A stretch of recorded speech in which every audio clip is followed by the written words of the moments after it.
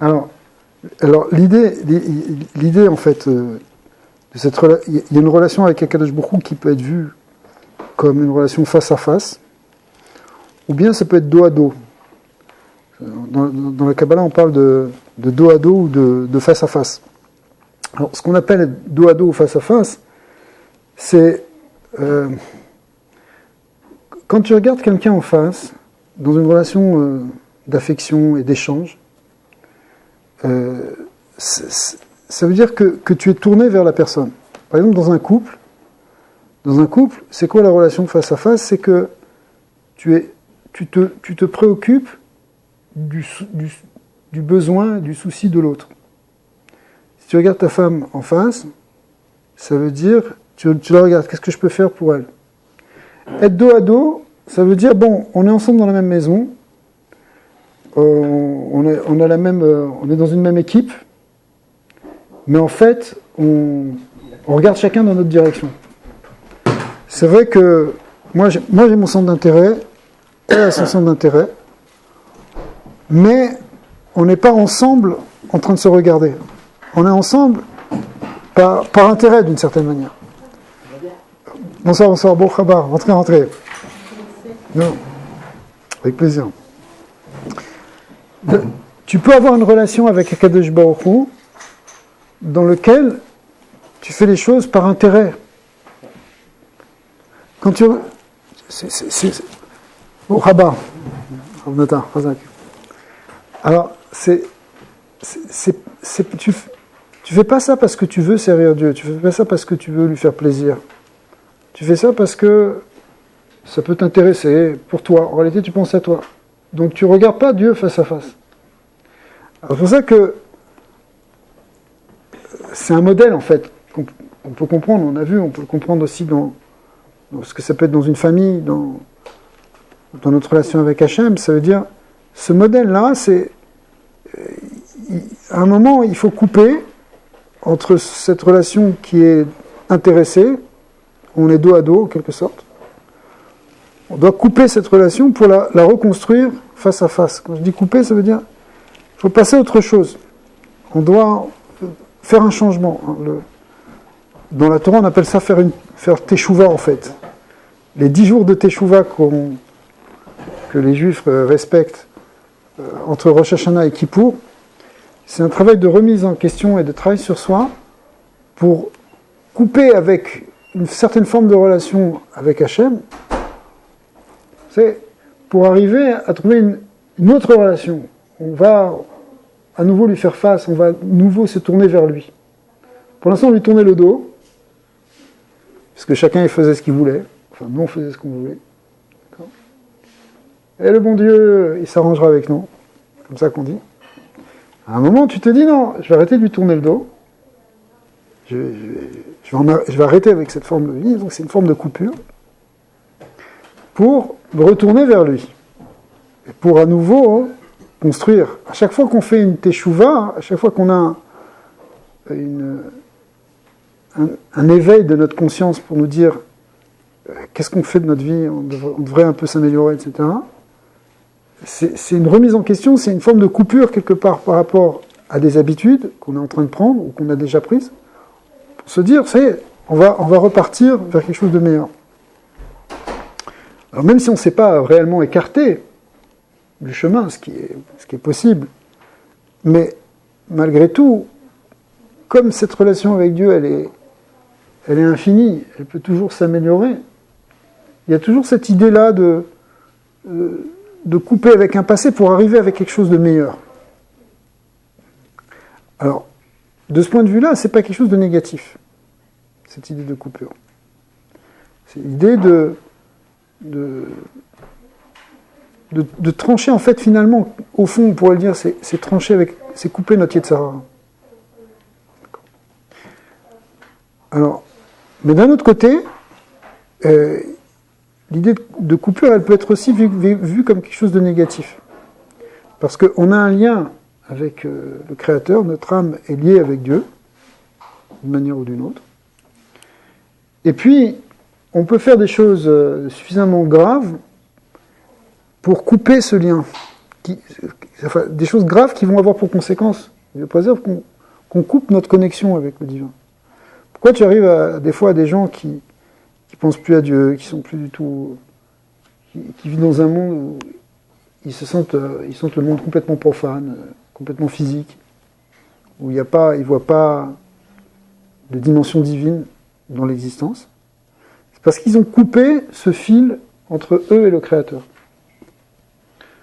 Alors dans le Sefer Atanya dont on parlait tout à l'heure, le grand livre de Chassidut, le premier livre de Chassidut Rabbah, le Baal HaTanya, enfin l'auteur, explique, Rabbi Shneur Zalman explique que, en fait, ce lien, pour l'âme d'Israël, il est tissé de 613 fils. C'est comme une corde, vous savez, dans une corde, il y a plusieurs petits fils.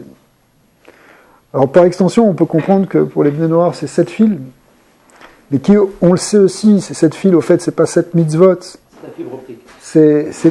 Dans ces 7 mitzvot, en fait, il y a des dizaines de mitzvot. D'accord ? Mais à chaque fois qu'on transgresse une de ces mitzvot, on coupe un de ces petits fils. C'est-à-dire qu'on coupe une certaine possibilité de relation avec le Créateur. Et si on en coupe trop, ou si on coupe des fils qui sont plus importants que d'autres, on risque de déconnecter la corde, de couper la corde. Et c'est ça ce que la Torah appelle ici la notion de karet, de retranchement. C'était ça votre question. C'est-à-dire que, quand est-ce que les fautes qui sont annoncées comme étant passibles de retranchement, de coupure, en fait, c'est ça qu'elles expriment. C'est-à-dire que c'est des choses qui sont tellement graves, tellement importantes, que si tu les transgresses, tu te coupes du Créateur d'une manière très forte.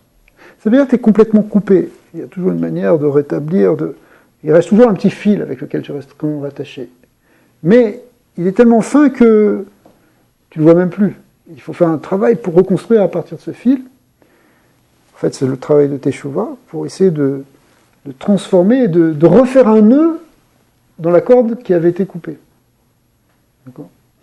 Alors, des fois, ce nœud-là, il va faire que la corde elle va être encore plus solide. C'est-à-dire que quand on a trébuché, mais quand on se relève et qu'on reconstruit, au contraire, c'est un peu comme une corde qu'on a renforcée avec un nœud, elle devient plus solide même qu'au départ. Ça, c'est l'idée qu'avec la Teshuvah, avec l'idée de revenir vers Dieu et de se remettre en question et de vouloir s'améliorer, en fait, on peut gagner quelque chose de plus grand que ce qu'on était, même si on n'avait rien fait, si vous voulez. Il y a une valeur intrinsèque dans la Teshuvah qui fait que c'est une démarche qui peut nous rapprocher encore plus du Créateur. À tel point que le Noazaken dira que ce mot, c'est un peu un jeu de mots kabbalistique sur les lettres, mais en fait ça exprime en profondeur l'idée qu'il y a derrière, c'est que les lettres qui écrivent le mot karet, on a dit c'est kaf, resh, taf. Si on fait une teshuva complète, ce qu'on appelle une teshuva supérieure, teshuva là, avec tout notre amour, de vouloir se rapprocher de Dieu, et avec un regret profond de s'être éloigné de lui, d'accord ? Alors finalement, non seulement on va enlever cette coupure, ce karet, mais ce karet va se permuter, les lettres vont se permuter, au lieu qu'elles soient écrites dans le sens kaf, resh, tav, les deux dernières lettres vont se permuter, et ça va écrire le mot keter, keter qui veut dire la couronne. D'accord. Alors à ce moment-là, au contraire, on s'attache à la couronne de Dieu. La couronne, c'est l'attribut suprême, si vous voulez. Dans le symbole de la couronne, on la met au-dessus de la tête. Elle ne fait pas partie du corps. Les autres séphirotes, les autres attributs, on les représente comme des parties du corps, mais l'idée de couronne, c'est quelque chose qui vient au-dessus. C'est ce qui est au-dessus de la tête, ça veut dire, c'est justement ce qui donne la connexion avec le haut, symboliquement. C'est ce qui nous relie, nous relie avec l'éternité divine. Alors, au fond, il n'y a pas de coupure définitive. Ça, c'est un principe qui est très important dans le judaïsme, c'est que on peut toujours tout réparer. Même des choses qui paraissent irréparables, c'est vrai qu'il y a des choses qui peuvent avoir des conséquences très graves, mais malgré tout, dans l'absolu, on peut tout réparer. En tout cas, on peut tout réparer. En vrai, on peut tout réparer. D'accord. Et en plus que ça, c'est que cette réparation, elle va nous amener même plus loin. Donc, ça ne veut pas dire que on peut se dire, ah, puisqu'on peut tout réparer, alors on va en profiter pour fauter quelques années, et puis après ça va aller. C'est pas ça non plus. Les maîtres nous disent que celui qui ferait ça, celui qui dit, moi je vais fauter, puis après je ferai tchouva plus tard, ça va être plus difficile pour lui de faire tchouva.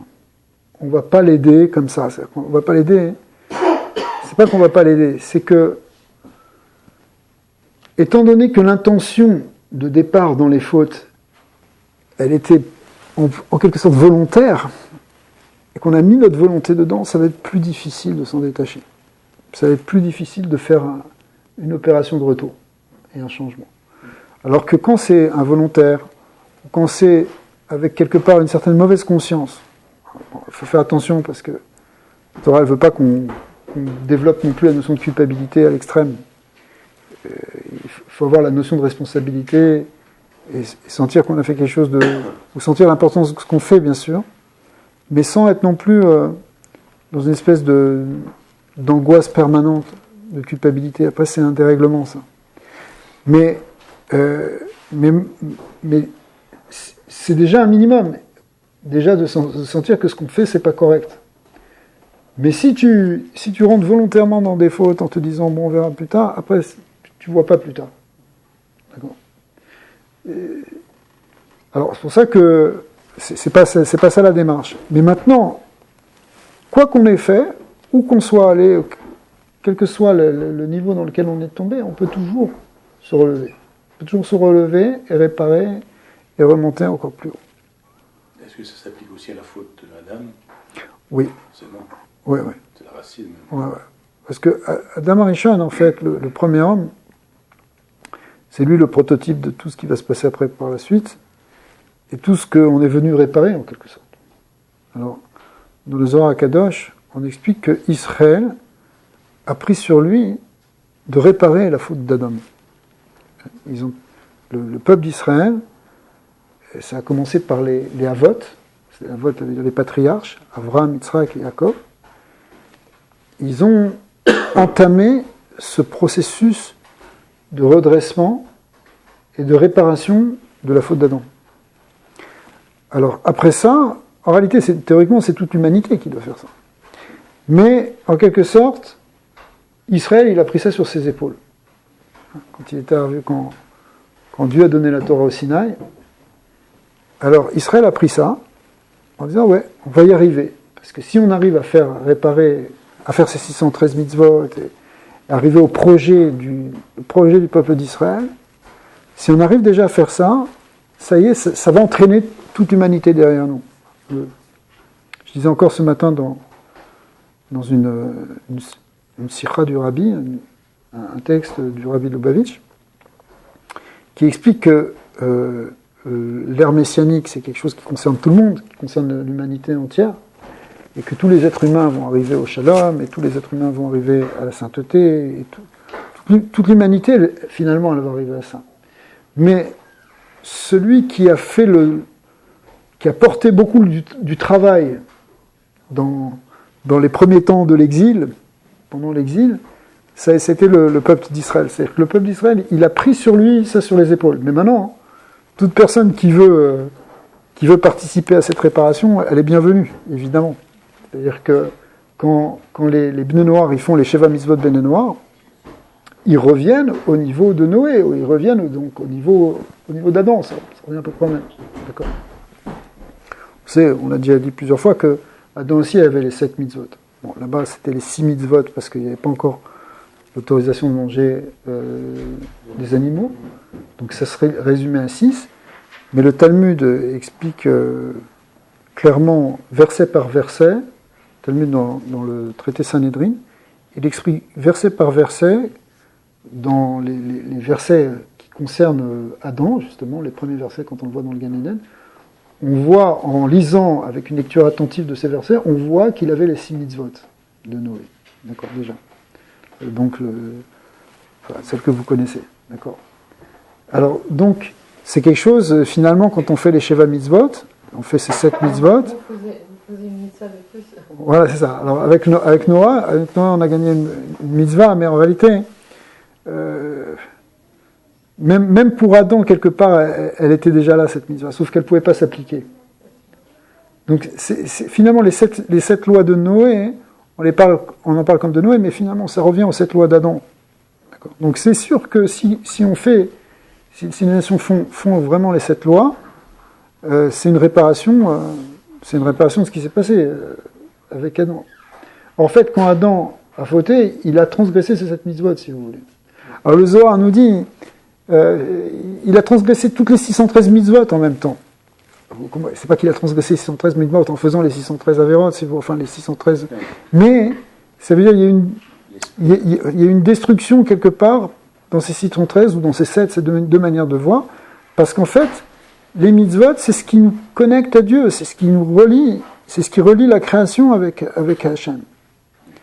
Or, quand ça a été transgressé, bon, d'un certain côté, si on lit le verset, on a l'impression que Adam, il avait juste une mitzvah, c'est de ne pas manger le fruit de la connaissance du bien et du mal. D'accord ? Mais en fait, cette mitzvah-là incluait les 613 mitzvot, enfin, incluait toutes les formes de relations qu'on peut avoir avec Dieu, si vous voulez. Et donc, en la transgressant, alors, le Zohar dit d'ailleurs que c'est pour ça qu'après Dieu a donné 613 mitzvot, parce que si on transgresse une des 613 mitzvot, c'est moins grave que si on en transgresse une quand il n'y en a qu'une, si vous voulez, qui était celle d'Adam. D'accord ? Parce que, bon, on coupe un des 613 fils. Voilà, c'est exactement. Alors, malgré tout, il y a aussi des mitzvot qui, dedans, comme on l'a expliqué tout à l'heure, elles sont plus fondamentales que d'autres parce qu'elles coupent plus, en quelque sorte. Est-ce que ce fil peut être coupé côté homme vers Dieu, mais Dieu vers homme jamais? En principe, jamais. C'est-à-dire que Kadesh Baruch Hu, il fait... Sinon, on n'existerait plus. C'est-à-dire, il y a des versets qui ont l'air de dire que Dieu peut rejeter. Mais c'est toujours la conséquence de nos actes. C'est-à-dire, c'est une loi d'action et de réaction, si vous voulez. Par exemple, ici, il y a des versets dans la paracha Kedoshim qu'on lit cette semaine, qui parlent de l'installation en Eretz Israël, et l'importance de ne pas faire les abominations qui étaient là dans les générations précédentes, enfin avec les peuples qui étaient là en Israël avant.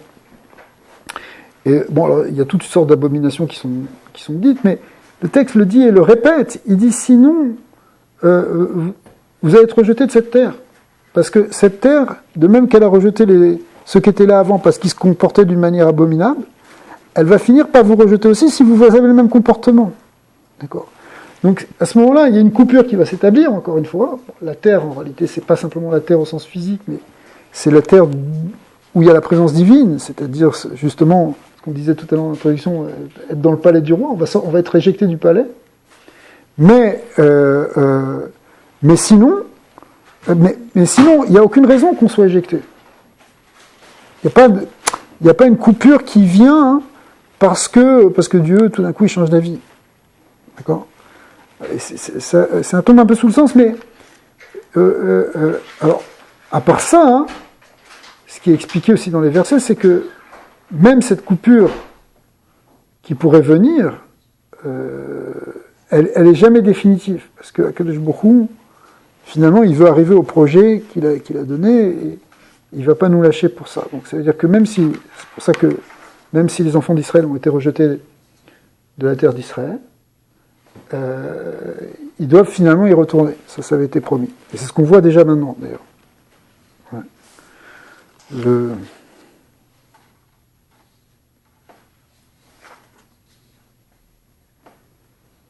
Bon, il y a énormément de versets dans ces parachutes qui sont très importants, mais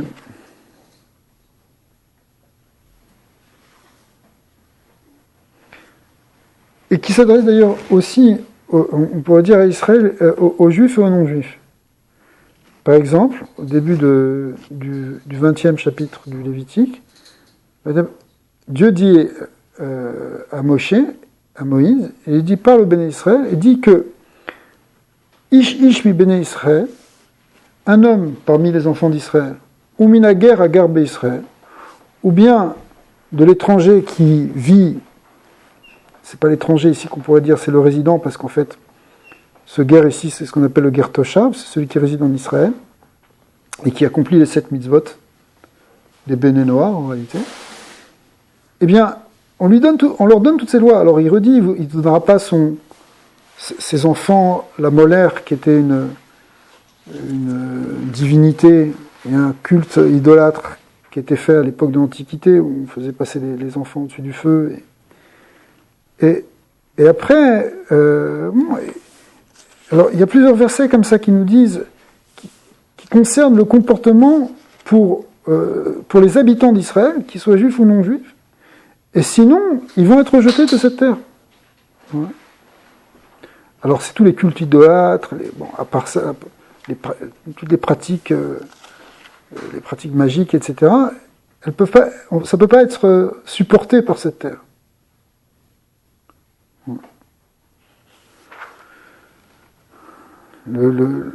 Donc, oui, il peut y avoir cette notion de coupure, mais ça dépend évidemment ça dépend de nous. Voilà. C'était quoi la deuxième question ?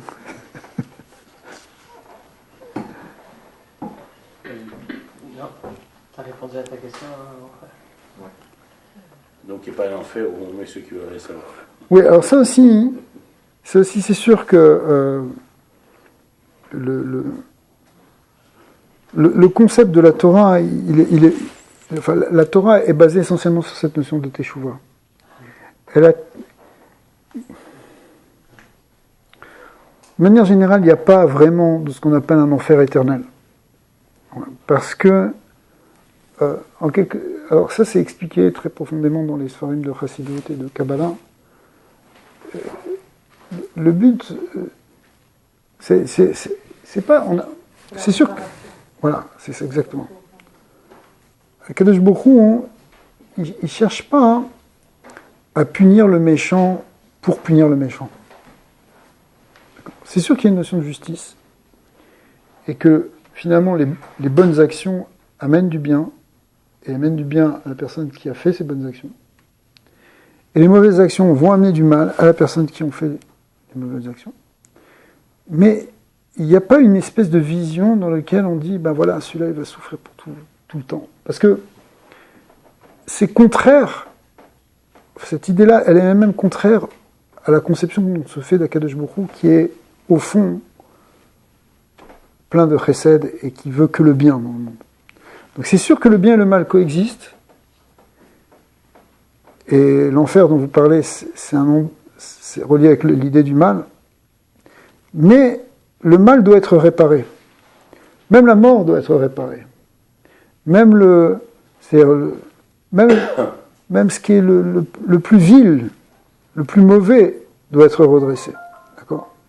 Alors ça, c'est pour ça que, bon, alors, ça ne veut pas dire, le Talmud parle des fois de certains qui vont souffrir dans le Guéhinnom, bien sûr, mais il y a toujours, au bout d'un moment, il y a toujours une réparation. Ouais. Et les kabbalistes parlent de ce qu'on appelle aussi le Gilgul, qui n'est pas vraiment une réincarnation, mais une transmigration des neshamot, des âmes, et qui a pour but de réparer les âmes. On vient, ce qu'on n'a pas réparé dans une existence, on pourra le réparer plus tard, dans une autre existence. Avec le risque évidemment de dégrader plus, mais c'est pour ça que ça peut être aussi quelque chose de problématique, mais théoriquement, tout est dans le sens d'une réparation et d'une amélioration. Alors, ce qui n'est pas amélioré maintenant, ce qui est paré tout de suite, le sera plus tard. Mais à la fin, étant donné que Dieu crée le monde par le bien, parce qu'il est un bien absolu, finalement, ce bien-là doit se manifester de manière complète et concrète dans le monde, y compris dans le monde matériel. C'est pour ça que ce qu'on appelle la Triat Emitim, la résurrection, elle va être une réparation. Une réparation complète, puisqu'il n'y a plus Bela Amavet la Netzar, le mal va disparaître complètement du monde à ce moment-là. C'est la récompense ou la réparation? C'est une réparation qui. La récompense, elle suit après, normalement. C'est-à-dire que, en fait, c'est après vraiment qu'on rentre à proprement parler le Olam Haba. Jusque-là, le Olam Haba, on appelle ça le monde de la résurrection, c'est-à-dire le monde qui vient après la résurrection. Avant, il y a beaucoup d'étapes, parce que il y a les étapes messianiques, en fait, qui viennent progressivement, dans lesquelles il y a plusieurs étapes. Il y a le Rabbi dans la même sira dont je vous parlais tout à l'heure, il redit qu'il y a exactement 2 étapes majeures. En fait, c'est toute une évolution, mais c'est 2 étapes majeures. La première étape messianique, le monde ne change pas encore, ce qu'on appelle en hébreu Olam Keminago Noeg, c'est-à-dire que les lois de la nature n'ont pas changé. Et finalement, il y a toujours aussi, quelquefois, des problèmes encore dans le monde. Il y a toujours des riches, des pauvres, des gens malades, des gens en bonne santé, des gens qui le sont un peu moins. Mais ce qui change, dit le Talmud, c'est que, premièrement, du point de vue d'Israël, Israël n'est plus soumise aux nations, plus en exil à proprement parler. Ouais. C'est-à-dire, c'est la première chose. Et deuxièmement, c'est que toutes les nations arrivent à fonctionner dans le shalom et à être ce qu'on appelle Beshrem Echad, ça veut dire vivre d'une même unité, avec une même direction. Mais le monde, c'est encore le monde des hommes, c'est encore le monde tel qu'on le connaît aujourd'hui, en quelque sorte. Sauf que ça fonctionne mieux. On arrête avec toutes ces guerres stupides là qui se passent un peu partout. Et Amalek disparaît, toute cette haine gratuite, toute cette... Alors, à quel stade nous sommes? Alors, on est dans la première phase. Ouais, alors, la deuxième phase, la deuxième phase, c'est juste pour bien comprendre la différence, c'est que, mais c'est une deuxième phase qui peut venir d'une manière graduelle. La nature du monde change, parce qu'en fait, elle va s'affiner. Elle s'affine parce que justement les êtres humains changent, et du coup, ça change aussi la nature du monde. Vous allez me dire, mais comment la nature du monde, elle peut changer? Elle ne peut pas changer. La loi de la gravitation, ça restera la loi de la gravitation. Alors, peut-être qu'on ne sait pas encore comment ça fonctionne, ça, mais je vais vous donner une idée. Dans la phrase qu'on vient de dire juste avant, enfin, c'est de dire que parce que les hommes changent, le monde va changer. Si vous regardez déjà chez les tzadikim, chez les gens qui sont déjà allés très loin dans la sainteté et dans la pureté, regardez par exemple le rabbi. Si on regarde comment ça fonctionne autour de lui, ça fonctionne plus de la même manière. D'accord? Il y a des miracles en permanence. Des miracles. Il dit une chose, la chose elle se réalise. Il voit quelqu'un qui était malade et il dit mais non, t'es pas malade. Il retourne faire les radios, il n'y a plus rien. Mais c'est pas une histoire comme ça, c'est des centaines d'histoires. Des centaines d'histoires comme ça avec le rabbi. Centaines. Les gens qui étaient avec le rabbi dans les dernières années, ils vivaient dans une autre existence, dans une autre réalité. Pourquoi? Parce que c'était des miracles en permanence. D'accord. On dit chez les Rebbeim, chez les grands rabbis, les miracles ils roulent sous la table. C'est-à-dire, on ne fait même pas attention en quelque sorte. D'accord? Pourquoi on ne fait même pas attention? Ça veut dire, c'est devenu le fonctionnement normal. C'est le fonctionnement normal. Mais pour des dizaines de projets, il n'y a pas les moyens de les faire, puis ça se fait quand même, on ne sait pas comment ça se fait, il y a une bénédiction, il y a une bracha. Quand Baba Saleh, le grand maître marocain, il servait de l'alcool de figue, la maria, comme ça. Il servait des grands verres, mais c'est pas des histoires, c'est des tas de gens qui vont le témoigner, qui l'ont vu.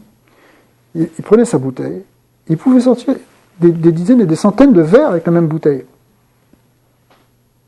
Comment tu peux expliquer ça? Et moi, j'avais assisté à ça. C'était mon beau-frère. Il est venu et puis il était très impressionné et il lui donne, et mon beau-frère ne boit pas d'alcool. Il a dit, tu bois. Il me dit, mais tu bois. Et il a bu, ça n'a rien fait, c'était comme de l'eau. Ouais. On n'a pas réagi, c'était 40. Ouais. Il était plus que ça. Il n'était pas religieux à l'époque. Et puis il avait un doute. Et voilà, c'est dis-lui, il lui dit, dis-lui pour ce doute, etc.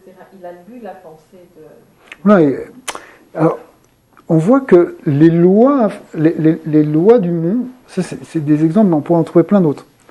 Les lois du monde, c'est des gens qui sont déjà à un haut niveau spirituel, un très haut niveau spirituel, qui sont très proches de Dieu en quelque sorte. Le fonctionnement n'est plus le même dans le monde physique. Alors quand toute l'humanité, elle va arriver, si vous voulez, à augmenter, à monter, à grandir, on va tous devenir des tzadikim, finalement les lois du monde vont changer. Mais est-ce que c'est les lois du monde qui changent, ou nous qui nous mettons au diapason des lois qui existent vraiment? Alors c'est un peu les deux à la fois. C'est-à-dire que finalement c'est Dieu qui va changer son monde en quelque sorte. Mais regardez, je vais vous prendre d'autres exemples, parce que pour arriver à toucher quelque chose d'un peu concret. Si regarde, alors, il faut prendre ça un peu avec des guillemets, évidemment. Mais quand tu vois les théories de la physique quantique, ou les théories d'Einstein, qui te montrent en réalité que derrière la matière, c'est que de l'énergie. D'accord? Que même un atome, en réalité, c'est 95% de vide et il y a très très peu de matière. Et c'est rien que de l'énergie qui est en mouvement. D'accord? Alors, finalement, tout dépend comment tu regardes. Est-ce que tu regardes le côté matière ou est-ce que tu regardes le côté énergie? D'accord? Eh bien, quand on va arriver à un certain niveau, on vivra plus au niveau de l'énergie, mais de l'énergie divine qui se cache derrière. Quand Moïse est descendu du mont Sinaï après être resté 40 jours et 40 nuits sans manger, sans boire, rien qu'à écouter la parole de Dieu pour recevoir toute la Torah, après les 10 commandements, il est monté, il est resté. Quand il est redescendu, lui-même il ne le percevait peut-être même pas, nous disent les maîtres, mais plus personne ne pouvait le regarder. Son corps était devenu tellement lumineux, c'est-à-dire son corps, au lieu d'être un écran, si vous voulez, à la lumière divine, il était devenu maintenant, au contraire, le véhicule de cette lumière divine. Donc il avait tellement de lumière divine que le texte de la Torah nous dit qu'il fallait lui mettre un masque devant lui quand il venait devant les béné Israël, parce que sinon c'était une lumière très très forte. Mais cette idée, elle représente le fait que la nature du corps va changer. Elle va changer par cette sainteté, par cette notion d'augmenter, de grandir dans la sainteté. Alors, ce que la paracha nous dit, c'est que justement, il y a une idée d'aller vers cette sainteté. Cette sainteté, on avait parlé l'année dernière, mais en disant que ça ne veut pas dire se couper du monde et s'isoler, ça veut dire d'être tout en étant dans l'existence concrète, mais en même temps, en sachant se séparer de ce qui est mauvais finalement. Alors pour revenir à votre question, pour l'instant, le rabbi nous l'a montré, on est déjà rentré dans la première phase de l'ère messianique.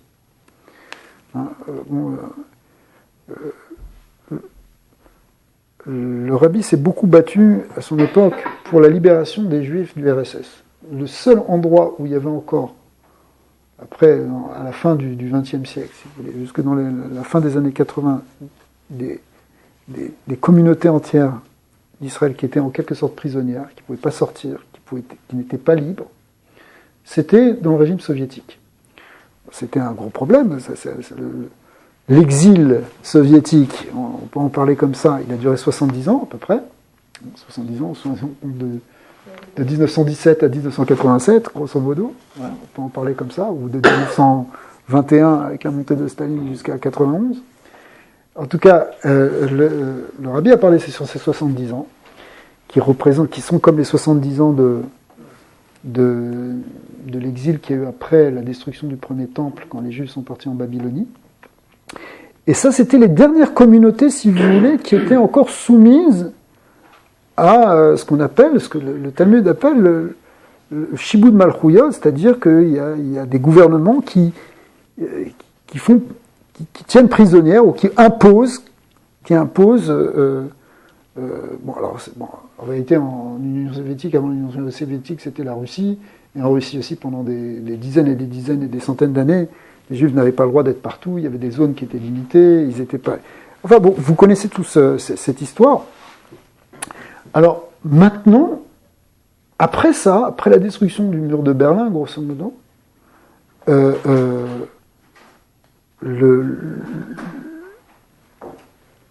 on est sorti de l'exil. On est finalement sorti de l'exil. Ah, vous allez me dire, il y a encore des Juifs qui sont éparpillés dans tous les quatre coins de la terre. C'est vrai, mais c'est pas négatif en tant que tel. Ça fait partie de l'ouverture, de ce qu'on appelle au Farasta, le fait de propager, qu'il y ait un échange dans le monde. Israël, ça ne doit pas devenir non plus un ghetto dans lequel les Juifs s'enferment. On ne va pas reproduire un ghetto ailleurs, qu'on a connu ailleurs là. Mais cette phase-là, qui est définie dans le Talmud comme le début de l'ère messianique, eh bien, on y est. On y est dedans. Alors, vous allez me dire, alors ça, c'est quelque chose qui touche pas que Israël, qui touche les nations aussi. Et d'ailleurs, on peut se dire que tous ces bouleversements politiques qu'on vit depuis, parce qu'en fait, après justement la fin du bloc soviétique, tout a été bouleversé, d'accord ? Et ces bouleversements politiques qu'on vit depuis, et qui remettent en quelque sorte aussi, d'un autre côté, Israël au cœur de toute l'histoire de ce qui se passe. C'est pour ça que tout le monde est préoccupé par ce qui se passe en Israël, alors que bon, je t'en prie, il y a d'autres endroits où ça se passe mal quand même, d'accord ? Alors, c'est parce que, justement, il y a un espèce de sentiment probablement inconscient dans toute l'humanité qu'on est en train de rentrer dans une autre phase. L'humanité se cherche aussi. Nous, on a une lecture avec la Torah parce que ça fait longtemps qu'on attend ce moment de retour en Israël. Ça fait longtemps qu'on attend ce moment de voir Jérusalem reconstruite. Quand je dis ça fait longtemps, ça fait plus de 2000 ans. Ça fait longtemps qu'on attend que la terre redonne des fruits, alors qu'elle était complètement désertique pendant 2000 ans. D'accord ?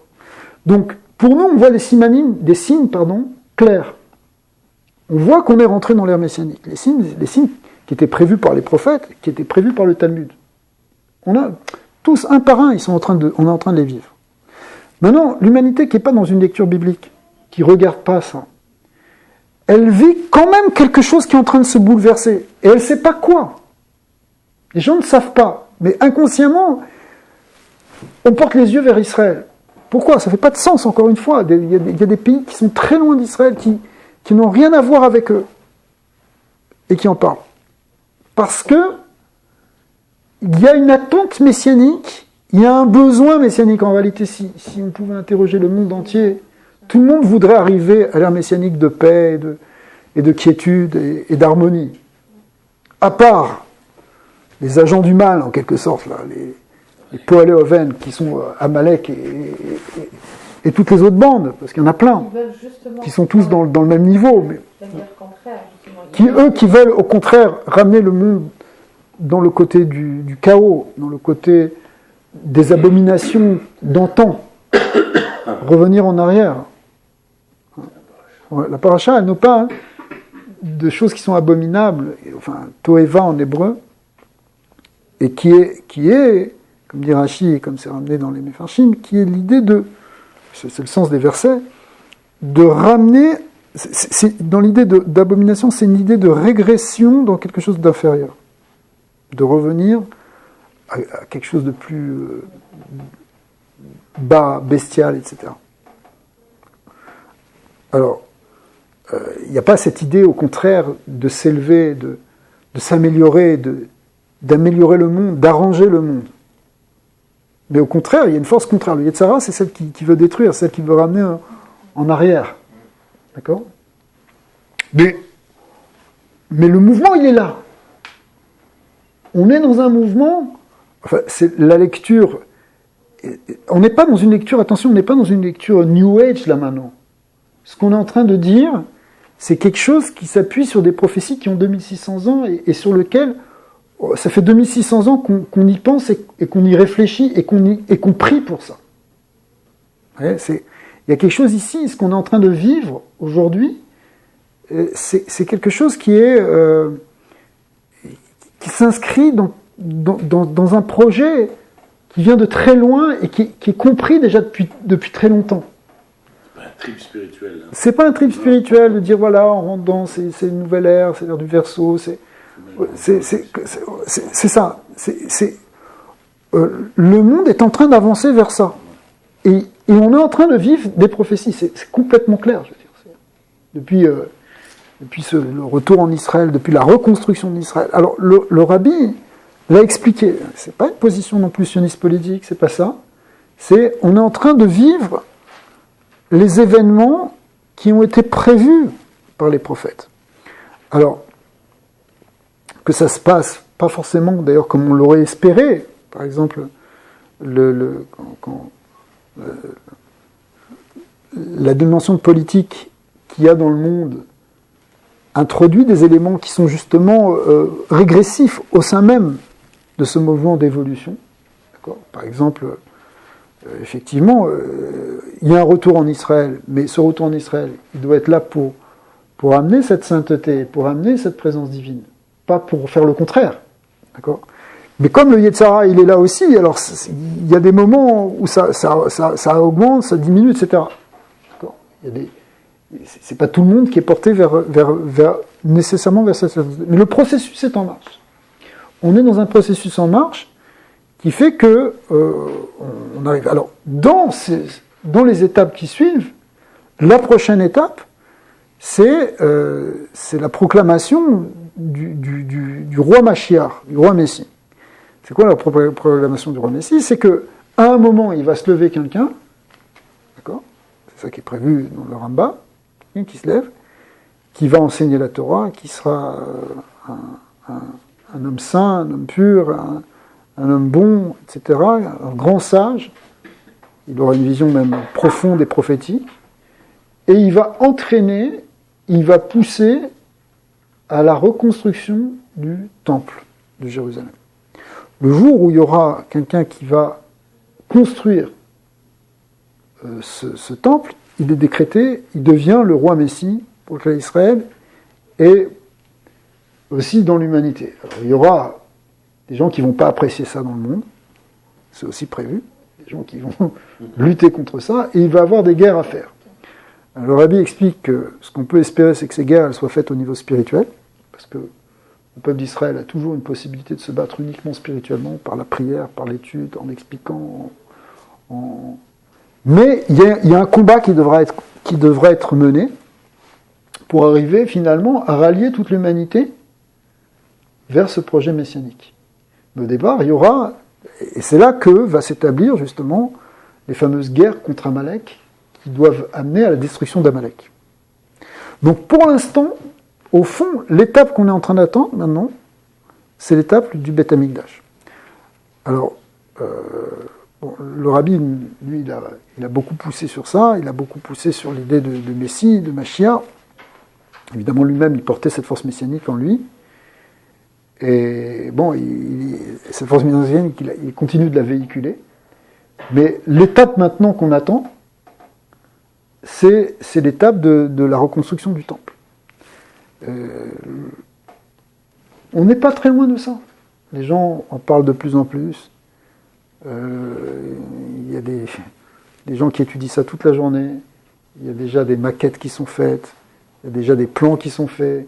Il y a déjà des endroits où on peut s'entraîner, où on peut se préparer au service divin que les prêtres faisaient là-bas, les Kohanim.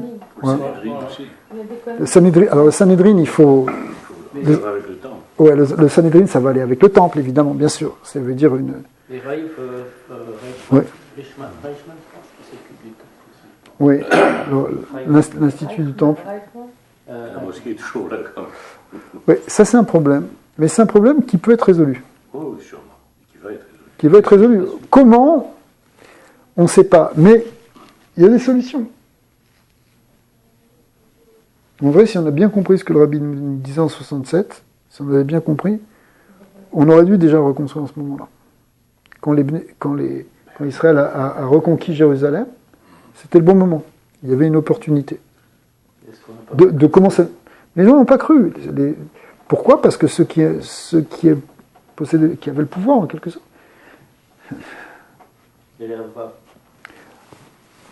pas dire des grands mots, mais il y a une dimension, si vous voulez, de gens qui n'étaient pas convaincus, on va dire. C'est le contraire. Ouais. Ils ont fait exactement le contraire. Mais maintenant, bon, même si c'était fait de manière contraire, alors que c'était quand même une opportunité donnée d'en haut, d'avancer. Donc l'avancée, elle s'est faite, mais pas complètement. Et d'ailleurs, c'est une des grandes sources des problèmes même politiques aujourd'hui, des territoires, qu'on aurait pu régler le problème avant. Ouais. Mais bon, ça a l'air plus compliqué, mais ça a l'air d'autant plus compliqué que politiquement, on ne peut pas trouver de solution. Et que justement, la solution, elle va venir d'une autre dimension. Elle va venir d'une dimension non politique, une dimension divine en quelque sorte. Un peu comme la fondation d'Israël aussi, par des gens qui n'étaient pas forcément religieux. C'est ça, là. C'est ça le. Voilà, c'est ça. Alors, bon, après, on rentre dans l'explication de ça, c'est-à-dire est-ce que ça a un sens positif ou est-ce que ça a un sens négatif ou est-ce que ça va être récupéré positivement. Voilà, c'est ça. Alors, il y a plusieurs grilles de lecture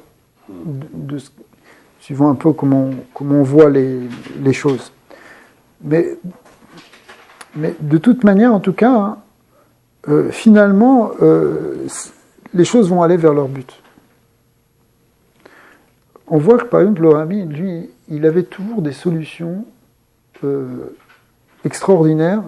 Si on avait suivi, si les hommes d'État ou les gens qui avaient du pouvoir avaient suivi à chaque fois ses conseils, on n'en serait pas là.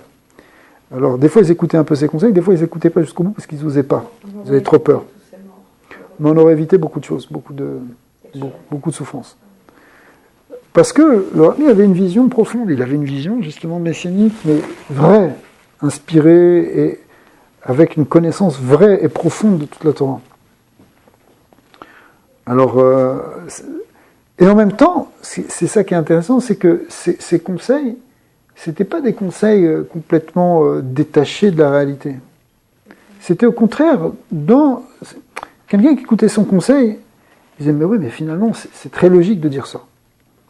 D'accord ? C'est-à-dire que ça s'intégrait, ça s'intègre dans quelque chose qui est tout à fait compréhensible, finalement. D'accord ? Donc c'est ça la force aussi, la force messianique et la force du Mashiach, c'est d'arriver à dénouer les problèmes tout en rentrant dans le monde des humains. D'accord ? Mais ça ne peut pas venir d'une vision étriquée, d'une vision politicienne où chacun cherche à tirer la couverture de son côté. C'est pas possible. D'accord ? Ça doit venir par une vision profonde et profondément bonne, en réalité. C'est ça que le Mashiach amène. C'est ça que le Rabbi a amené. L'unité aussi. Avec l'idée d'unité, l'idée d'amour du prochain, de vraie paix, de vraie compréhension des choses. Vraie compréhension des... Là où ça se complique, c'est quand le Rambam dit c'est quelqu'un qui ne fera pas de miracle. Voilà, c'est pas qu'il ne va pas faire des miracles.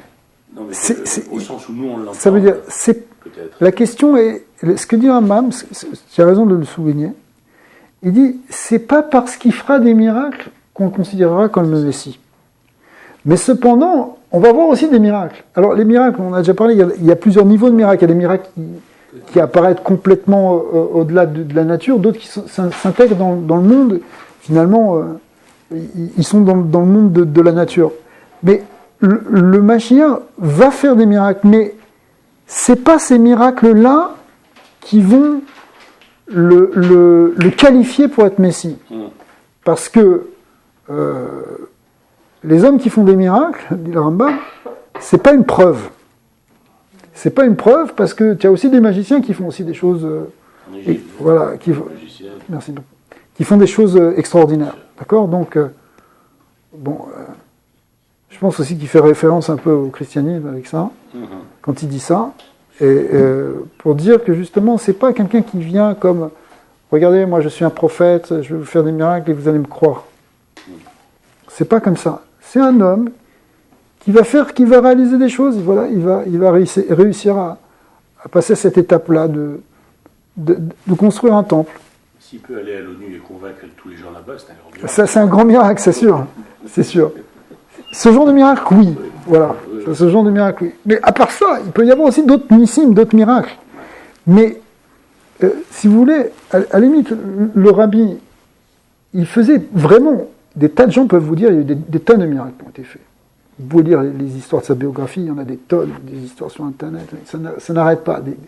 On découvre, on n'a pas fini de découvrir. Mais il ne s'est jamais présenté comme quelqu'un qui fait des miracles. Il l'a jamais de sa vie, il l'a mis en avant, jamais de sa vie, il est sorti de sa bouche, je vais vous faire un miracle. Jamais. Il se comporte toujours, il s'est toujours comporté comme un homme, on va dire, normal. Parce que c'est ça, justement, le Messie. C'est quelqu'un qui est un homme normal, sauf qu'il est complètement attaché à Dieu. Et comme il est complètement attaché à Dieu, eh bien, il y a une dimension d'infini qui rentre dans sa vie, puisque Dieu est infini. Il y a une dimension surnaturelle, puisque Dieu est au-delà de la nature. Mais lui, il doit être comme un homme, pas être comme, justement, je suis descendu du ciel, ou je suis le fils de Dieu, ou je suis le prophète envoyé, etc. C'est pas ça, justement. Le rabbi n'a jamais dit, je suis un prophète qui a été parachuté par une soucoupe volante. Jamais il a dit une chose comme ça. Jamais il a dit une chose comme ça.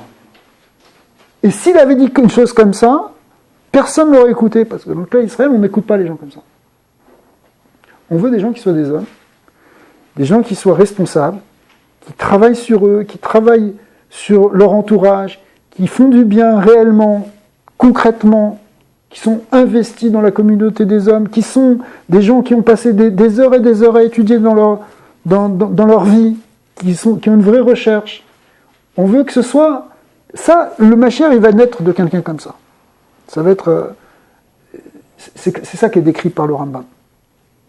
Et c'est pour ça que le Rabbi, il a ce profil, parce qu'exactement, il est comme ça.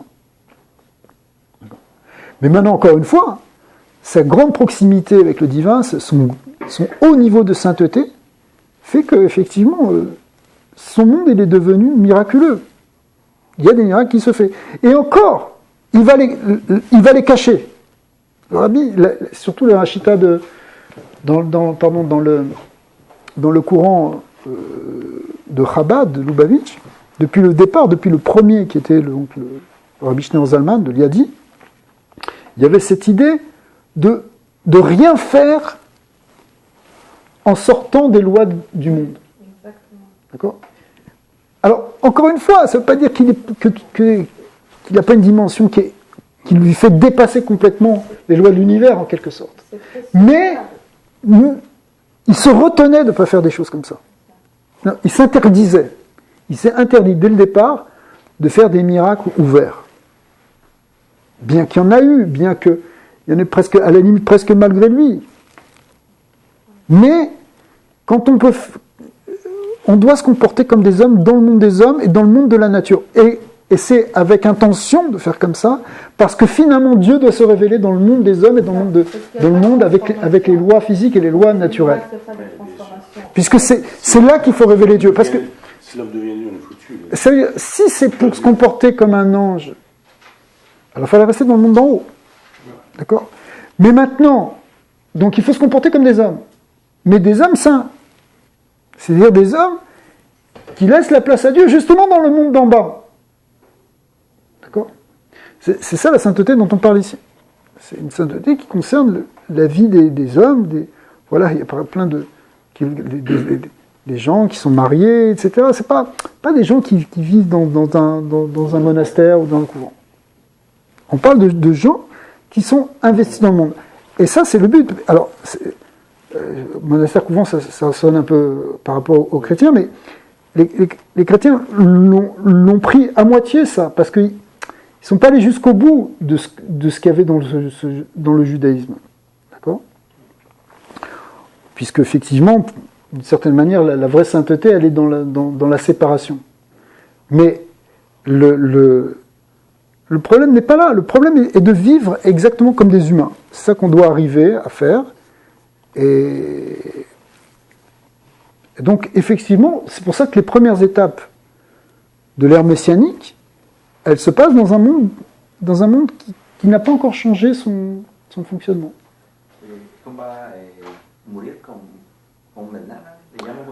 Oui. Jusqu'au moment de la résurrection. Après la Après la résurrection, il y a un verset qui nous dit « Bela amavet la netzar », la mort disparaîtra pour l'éternité. Il n'y aura plus de mort.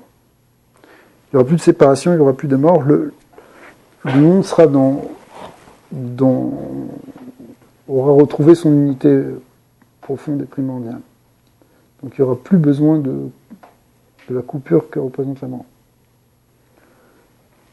Le carrette dont tu parlais au départ, là, c'est la coupure, en fait, la mort, c'est une coupure entre l'âme et le corps.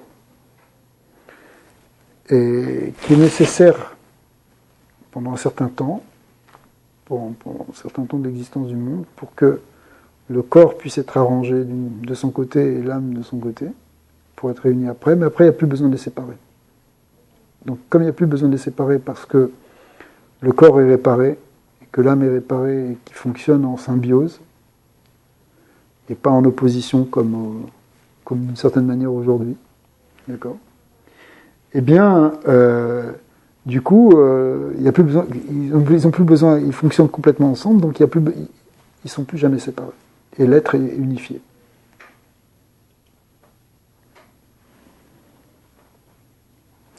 Mais ça, c'est le moment de résurrection des morts. En réalité, le Rabbi ramène dans ses explications que, au début de l'ère messianique, déjà, dans les premières phases, il y a déjà des résurrections qui vont être opérées. Il y a plusieurs sources dans le Talmud qui le montrent. Que le roi David, que Moïse, ils reviennent. Les patriarches, exactement. Voilà. Alors, il y a des endroits où il explique ça d'une manière plus spirituelle en expliquant que le seul fait qu'il y ait un renouveau de la Torah et que l'âme de Moïse, en quelque sorte, elle est tellement actualisée que c'est comme une résurrection. Mais il y a des endroits où c'est expliqué presque au sens littéral du terme.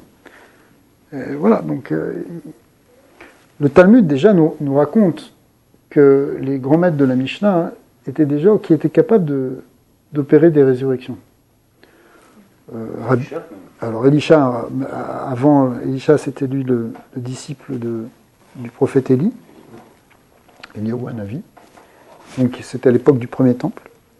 Alors c'est effectivement on voit qu'il a ressuscité des gens.